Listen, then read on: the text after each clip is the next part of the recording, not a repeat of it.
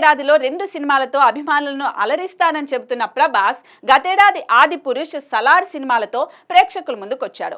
ఏడాది కల్కి, రాజా సాబ్ సినిమాలు రిలీజ్ అయ్యేలా ప్లాన్ చేసుకుంటున్నాడు. ఆ తర్వాత 2025లో సలార్ 2, కల్కి 2 రానున్నాయి. వీటిలో ప్రభాస్ ఫ్యాన్స్ సలార్ 2 కోసం ఈగర్ గా వెయిట్ చేస్తున్నారు. పార్ట్ 2ని సౌరంగ పర్వం టైటిల్ తో ఆడియన్స్ ముందుకు తీసుకురాబోతున్నాడు ప్రశాంత్ నీల్. ఈ సమ్మర్ లోనే సలార్ 2ని సెట్స్ పైకి తీసుకెళ్లి 2025లో రిలీజ్ కు ప్లాన్ చేస్తున్నారు. ఏప్రిల్లోనే షూటింగ్ స్టార్ట్ కానుందని అంటున్నారు. ఆ తర్వాత మే నెలలో అని వినిపించింది. కానీ ఇప్పుడు మరింత వెనక్కి తగ్గినట్టుగా తెలుస్తోంది. జూన్ లేదా జులైలోనే సౌర్యాంగ పర్వం షూటింగ్ ప్రారంభం కానుందట.